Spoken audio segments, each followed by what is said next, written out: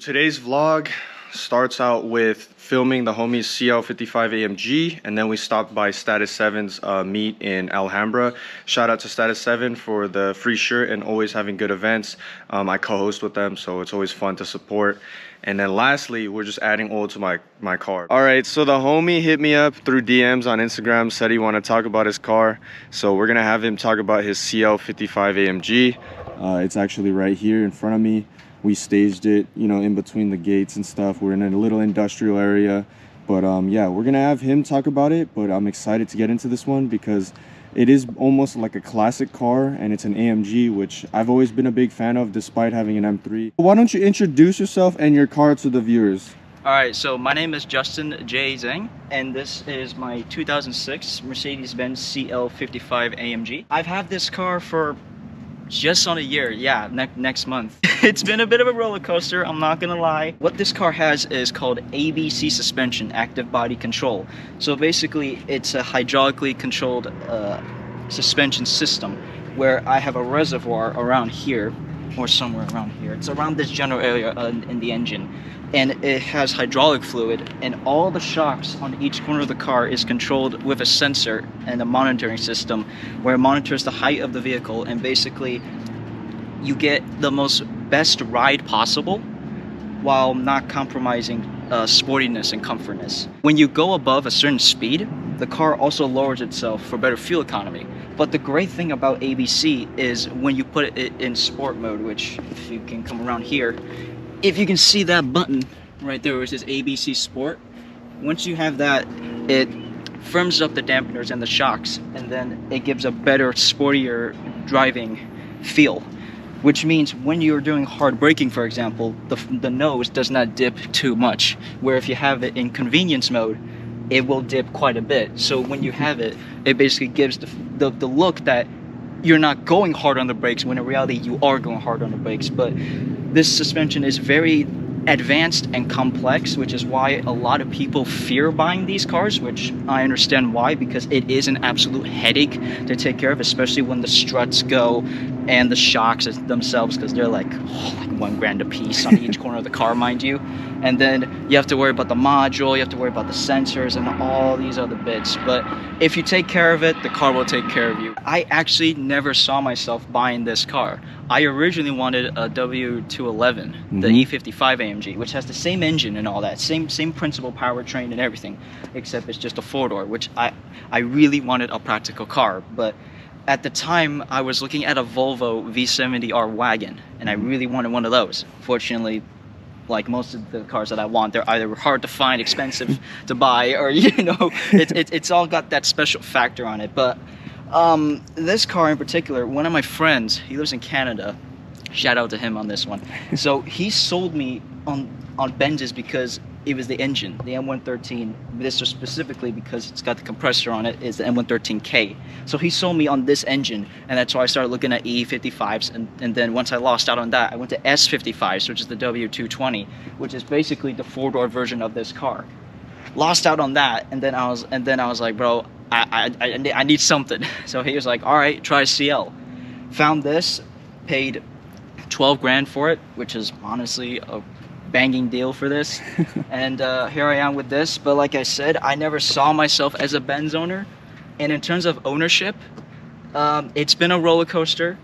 Brought the car home less than a month, had to get a new radiator, engine mounts, transmission mounts, most of it was completely shot, so I had to get that. Then fuel injectors went out, spark plugs went out, so I had to do that. Oil changes, filter itself, tires were a big thing, because when I bought this thing, the tires were not balding, but they were pretty much like had no tread left on it. So I had to spend that. What else has been done on this thing? Oh, so the last mechanical thing I had to do on this car was to put a brand new transmission in it, because from what I worked out is either the torque converter just completely just gave out, or one of the sensors in the actual transmission just went out. Because I was driving home. No, I wasn't driving home. I was going to a friend's house. I was going to his cabin up in Running Springs in the mountains. I got off the 210 in San Bernardino, and then I lost all gears at 5 neutrals. But for now, after the transmission was replaced, everything mechanical has been really solid. It's basically like how I tell my friend, it's basically like a Toyota. You just put the key in, turn it, it just goes. But because it's being a Mercedes and brand new, it was 120 grand. You do need to have that kind of sense of security in yourself, and you're like, it's great now, but eventually something is going to fail, and then you're like, oh crap, I need to send it to the shop. Yeah, mind you, this car has been on about like 4 or 5 tow trucks, I would say. Oh man. So yeah, like I said, that's why people fear buying this car, because it's a bit of a headache to take care of. But if you find a good example, say this one, good service history, most of the important things taken care of. Like when I picked up this car, we had a PPI done on it, a pre-purchase inspection on it. Sent it to an independent shop in Covina, checked out the ABC system, made sure everything was working, interior, anything electronic that wasn't working, and only 2 things came back, which was, so this car had soft closed doors, and the driver's side doesn't work, so it just closes like that normally, but normally it would suck it in. That doesn't work, and this seat here has a massage function, if you can see it right down there. So this had a broken module on it where some of the functions don't work, but that doesn't really matter to me. But other than that, they just said it was a really solid car, and mind you that the radiator was leaking, so we just took that in mind. But overall, like I said, it's a roller coaster, but I really love this car, and I've had a really fun time with it. Why don't you give us some pros and cons for owning the CL55 AMG? Sure. So the pros, big power, 493 horsepower under the hood, and 515 foot-pounds of torque because it's got the supercharger on it. While older CL55s, they didn't come with the supercharger. They were just a normally aspirated M113K. It's just that it was bored out to be a 5.5.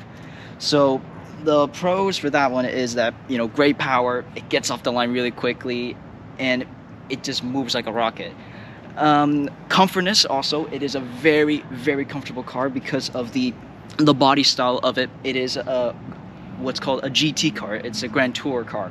So it's built for going fast, but being comfortable for long distance drives. So, and I use this is my daily. This is the only car I have. So I drive this every day, and I can attest to the comfortness. It is a very comfortable car to be in. What else do I have? Oh, so because that this is basically a 2-door S-Class, rear legroom is absolutely ample, and because of my short stature, yeah, the passengers can fit back there comfortably compared to normal like coupes. So another great thing about owning this car is the pillarless design. It is with the windows down. You get that sort of sense of convertible feeling, except you just don't have the retractable roof, which originally this car was supposed to have a retractable roof, but Mercedes, when designing it, they just pulled the plug on it. So that's why we are left with this timeless coupe design. Moving out back, trunk space is actually quite good, because when I bought this car and it was a coupe, I was like, oh crap, the trunk space is gonna be a little bit like, I'm only gonna put like 2 shopping bags with the groceries in it. But no, like, I mean, if you want to, I can pop the trunk for you. You can fit loads of things in here, and I've hauled many things. I've hauled instruments, I've hauled car parts, I've hauled my own mufflers home with this car. So there's a lot of space in there. Automatic closing trunk, keyless go start. Cons, infotainment system, because it's from 2006, it's old, you can clearly see. So I had to outfit it with a cigarette lighter for a Bluetooth adapter. Works perfectly fine. Size, it is a bit of a big car, so sometimes it is a little bit tricky to park. I'm not gonna lie. So sometimes you get that sense of view, and you're just like, ooh, it's a little bit big for. But no, you get used to it. But it does have what I call a huge road presence. Like when you see a car like this, you're just like, okay, that is something. I mean, obviously, most people who aren't into cars, I mean, yeah, they'll see this and they'll be like, okay, but not to most like enthusiasts, you know. It's not that great on fuel. Like if you want a fuel efficient car, don't buy one of these. Which is why like I said, I made a mistake buying this, because it's my daily car and I have to fill it up at least once a week, and it just makes me cry every time I go near it, and I just pull out my car to fill up. I'm like, oh my god. So if you were to put some numbers to it, what does it get for MPG? Like I said, on a good day, 13. Oh my god. 13.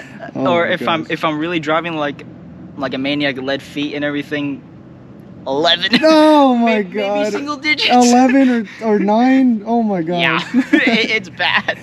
But it because of how it is and financially how I am, I do drive it carefully because I'm just like, okay, I gotta make sure this tank will last me at least 7 days to 6 to 7 days. So what we got under here is, like I said, the M113K. This is the supercharger right here. Oh, this is the ABC reservoir that I was talking about that controls all of the suspension bits.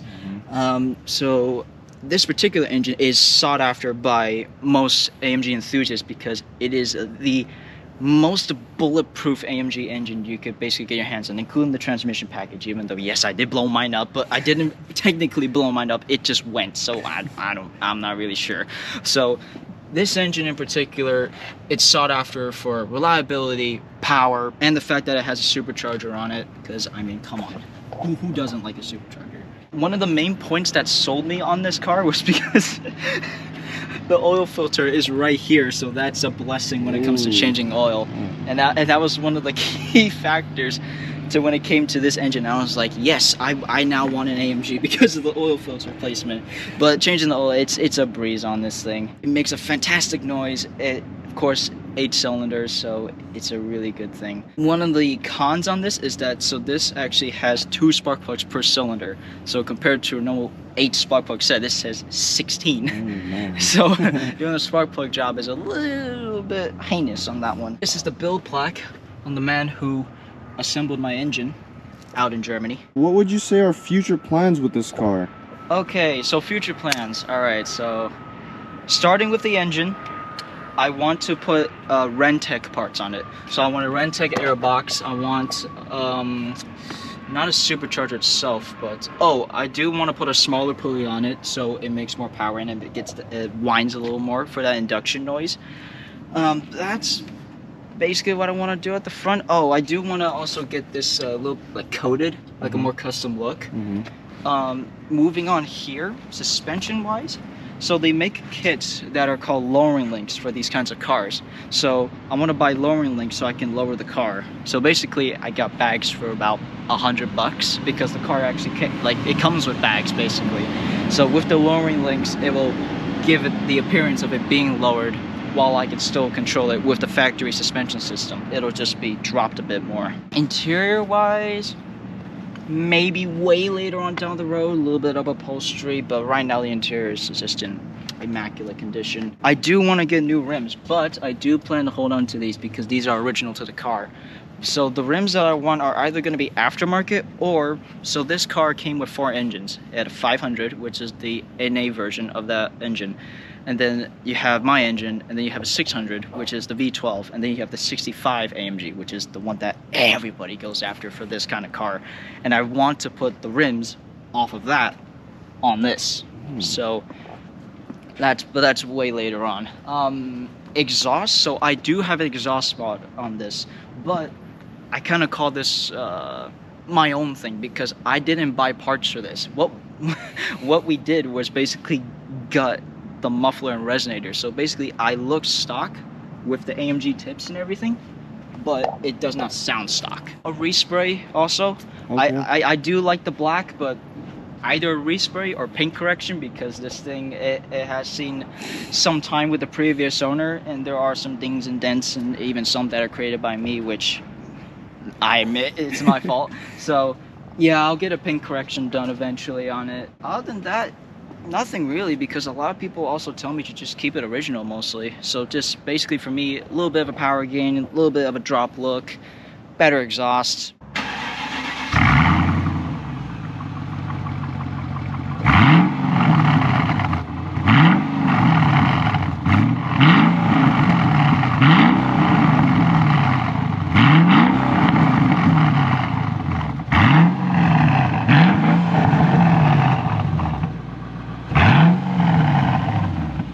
That sounds really good. I know, right? Holy shit. Let's let this warm up and then we can freaking go and have a little drive. So we have it in ABC Sport. We're gonna get some pulls, get a feel for this AMG.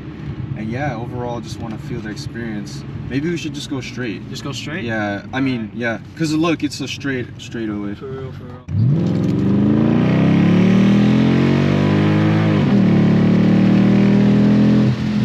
That's solid. That sounds good. That's solid, bro.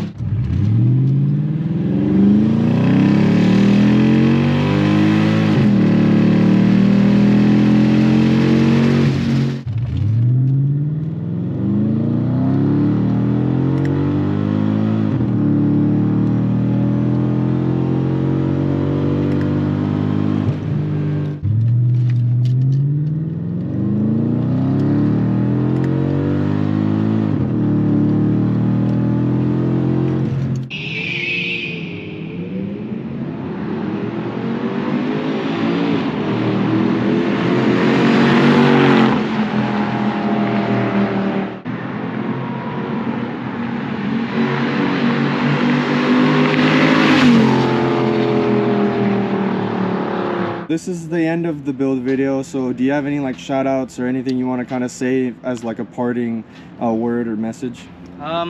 First of all, I'd like to say thank you very much for having me here.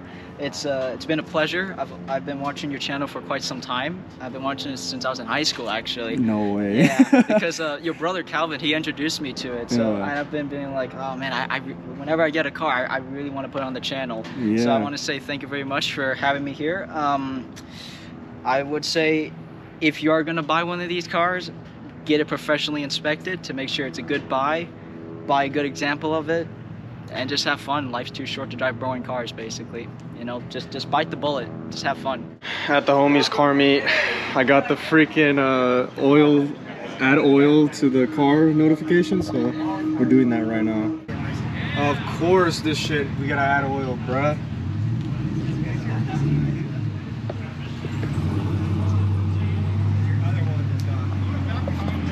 Okay. Cool guy over here. Cool guy. Hey, look at this cool guy. V8 boys reunite. So yesterday's oil wasn't enough, so we have some Moto 8100X Power. Luckily I had this because I was calling a lot of people in the morning to see if they had 10W60, and literally none except like one shop. But I remembered I had a stash in the house, so let's pour this up. We just need about another fourth. Hopefully you enjoyed the video. Don't forget to like, comment, and subscribe, and I'll see you in the next one.